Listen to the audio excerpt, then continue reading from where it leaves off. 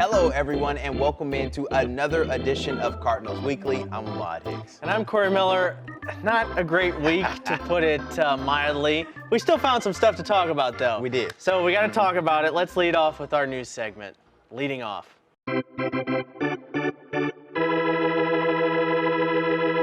So plain and simple, just a disastrous week for the Cardinals since the last time we were out here doing a show. They haven't won a game since our last episode. They have not. To be more correct, 6 games in a row.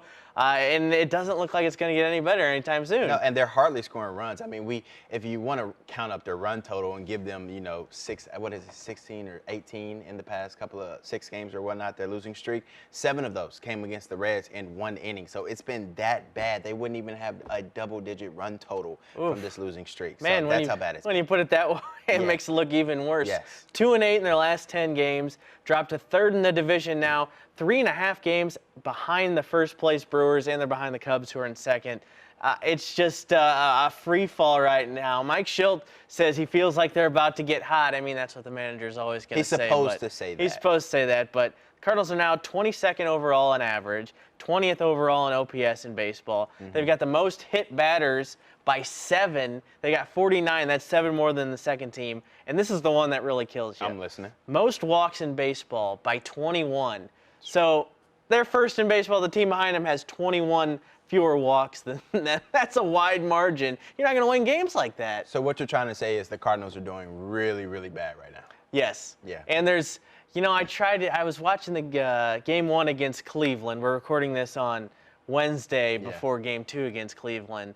And just the whole game, there was not one interesting thing that happened from a Cardinals perspective. There wasn't. Cleveland went on top early. Carlos Martinez had another really rough beginning to a game.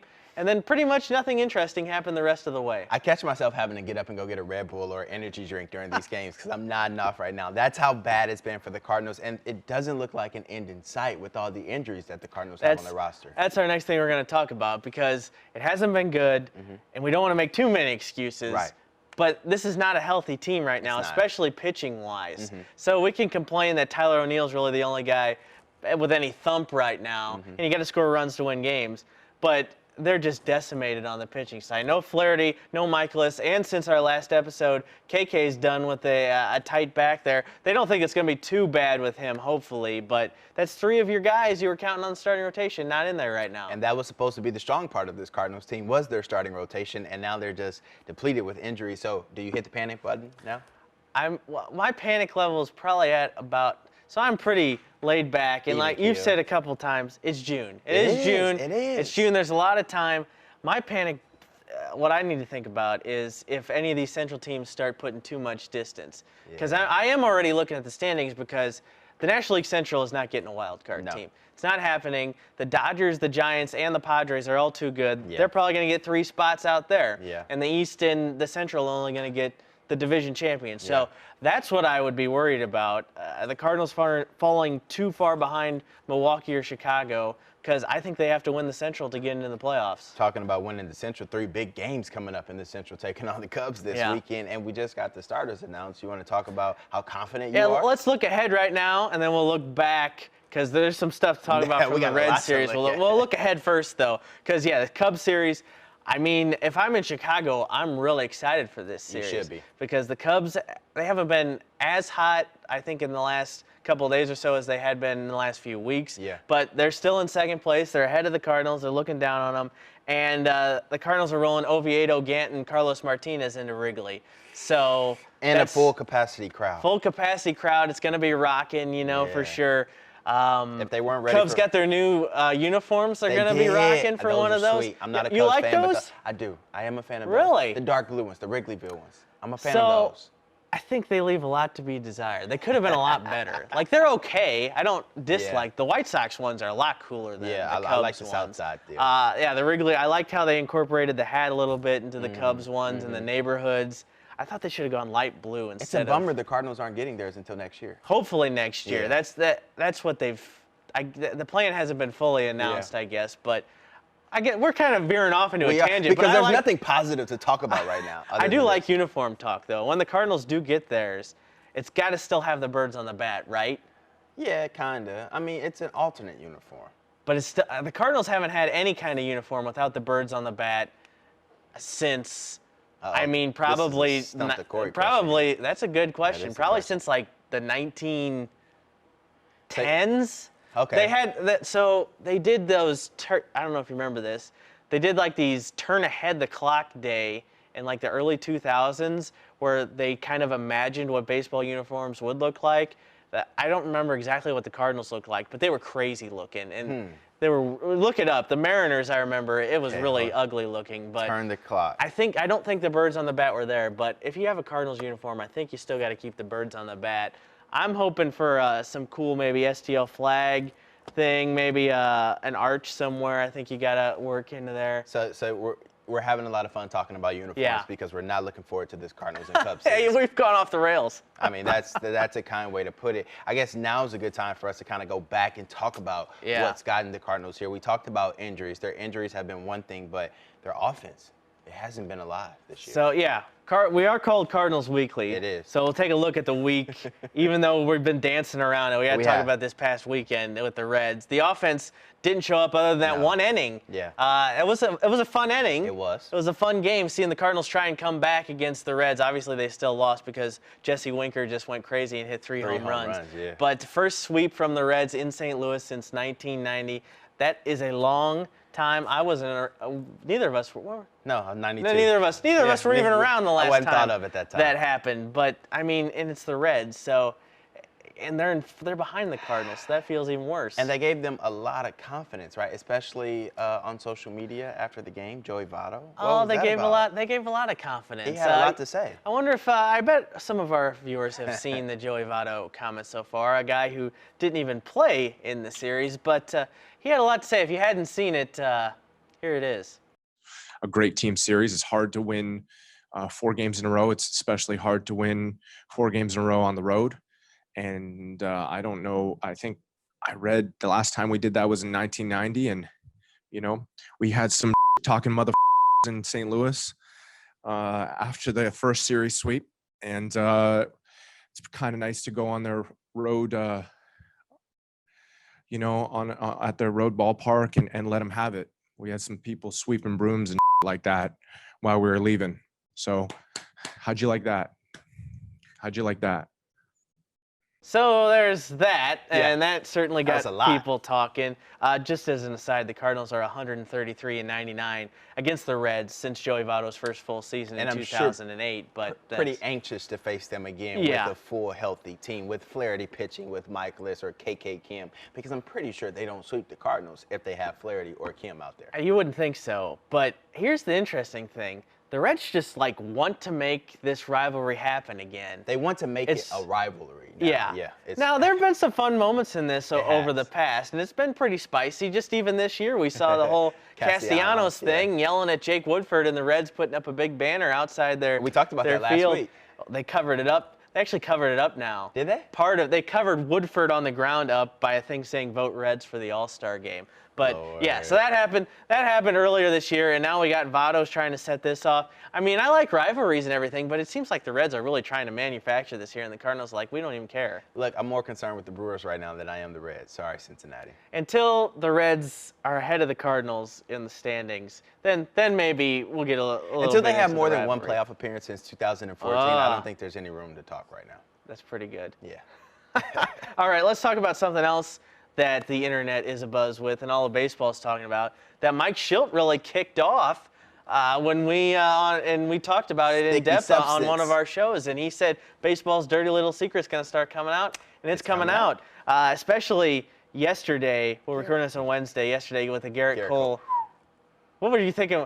As I watched that, I'm like, I can't believe they let him go out there that unprepared to answer a question if he had ever used specifically spider tack before, which is, I think, usually weightlifters use it. But there's talk of this has been happening in baseball for a while. They're using it to get more spin on the baseball. The beginning of his answer was bad. I mean, just the way he stuttered. He's like, Yeah, it's just like, whew, come on. If you're stuttering like that to begin the question, then you know you did something you weren't supposed to do. And basically, what was the quote that he said? I threw it in here. He said, I don't quite know how to answer that, to be honest. If MLB wants to legislate some more stuff, that's a conversation that we can have. So I'm just going to say what I thought that meant was, yeah, I cheated. Yeah, I use it. So do a lot of other MLB pitchers. If you guys want to talk about who else is using it besides me, then we can have that conversation. Until then, I'm going to keep using it. That's how I take it. We'll see if he keeps using Well, yeah, it because because they're cracking down. Yeah, so I don't think at this point when we're recording this, MLB's come out with any sort of definitive statement on what's going to happen, but it's expected soon. We saw in the minor leagues, I guess some guys get suspended. So something is going to happen, and I think pitchers are definitely going to take notice. And Garrett Cole is pitching Wednesday night against the Twins, who have called him out, especially Josh Donaldson. So people are going to be on StatCast looking at that spin rate and seeing how different it might be because I think he's definitely going to be. I forgot who it was. Last week they were talking about Jacob deGrom stuff, and they're like, man, he must be using something. Then all his teammates were like, no, he's just that good. They're like, he doesn't need anything his statistics, advanced stats that really show when things ramp up if guys are using something are pretty consistent. Yeah, so he doesn't really need it. I think this is going to be a really big story. It is kind of like the steroid scandal, back in the day. This is what it's come to because, look, everybody wants to keep the game fun. You want to see more runs, but at the same time, the batters are like, look, we don't want pitchers getting an unfair advantage, by being able to put a little bit more spin on their ball. So it's a tough slope that the MLB is now about to face, that's for sure. And it's tough because there's not really any set how to do this because batters like pitchers to have a grip because they don't want to get hit. Exactly. But they don't want them to be using stuff that's just sticking off the ball and making, there's been a lot of quotes, the stuff is unhittable when guys are using that kind of stuff.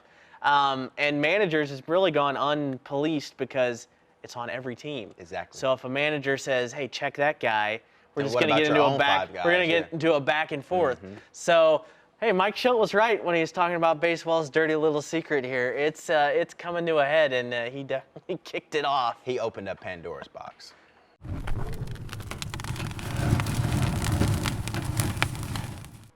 And now for our next segment, Red Hot Seat. Corey, we have to talk about the downfall of the Cardinals. And you have to you're so dramatic, Ahmad. Yes, you have to. The downfall. This is bad right now. This losing streak, we don't like this in St. Louis. We all know that. If you're watching this, you know you don't like the Cardinals losing. So let's talk about it because we have to talk about it. All right? We've seen a lot of talented players leave St. Louis. So who is this on? Is it on the scouts for not being able to see how good these players are in their organization?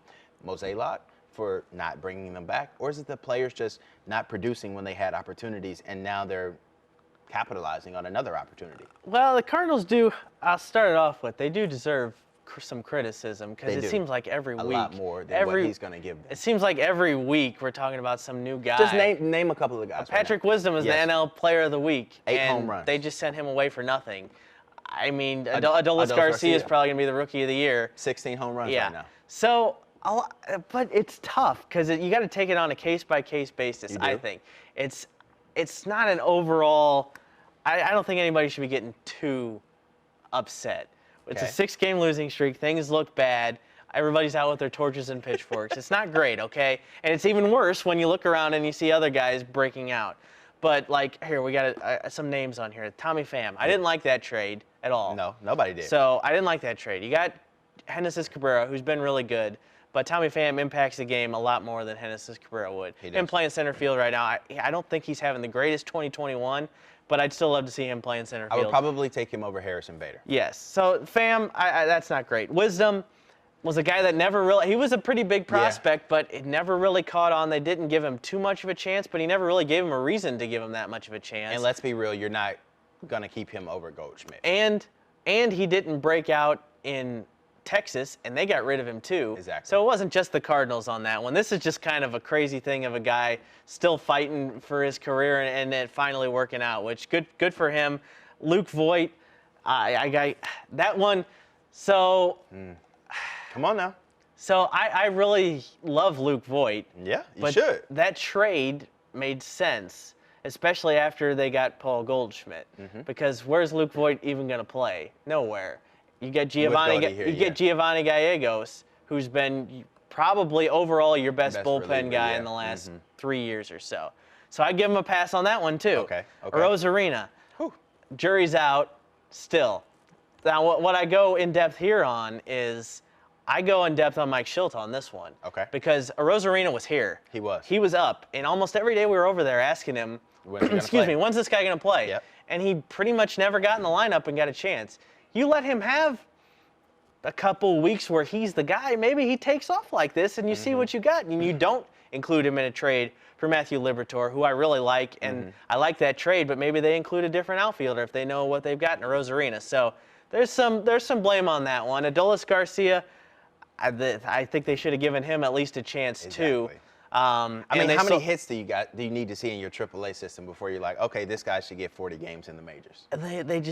They've been so in on O'Neill and Bader, and O'Neill's paying off right now. He is. Bader, so we're still waiting. Gotta give him credit. Gotta give him credit on that one. Bader's. We'll see. We'll see on Harrison Bader. Harrison Bader's a very divisive topic. He's a very good in defensive the player. town. But very good defensive player. I think it's a case-by-case basis, and I'm not ready to just go all in and say there's a huge problem or anything like that, because overall they know what they're doing. So do you think Mo has to make a move? I'm going to go on the record that I think Mo has to make a move. I think the Cardinals, we'll put it bluntly, can be very cheap when it comes to acquiring top talent around the majors. They don't like spending a lot of money, and their process and their formula used to work. Their farm system was really good. They always had that next guy ready to roll, but it does not seem like that next guy is ready to roll in the farm system. So how much time do we give Mo before we put him on the chopping block? Like, look, you got to go get somebody. Nolan Arenado was one thing, but you got to go get somebody else now. Yeah, it is tough because it's about. I mean, you got to give them credit, but then there is also the job's room. Never done. The job is never done. They should have known. They definitely should have known they needed more pitching depth at the beginning of the year. For sure. Jake Odorizzi, who is hurt now, maybe he would have gotten hurt here too. He was out there. He definitely would have come to St. Louis instead of Houston if he would have reached out. Yeah. So them not getting pitching depth is something you could definitely ding them for, because it's coming back to bite them right now. I think at one point, if we want to see the Cardinals win another World Series, they're going to have to go out and go get another ace. Jack Flaherty's that guy, I think, for us, but they're going to need one more horse on this roster, and I think they have to go out and go get it via trade or free agency. Next year, that horse is going to be Alex Reyes, but they do need some more help. That is good. But we want to win this year. We're talking about 2021.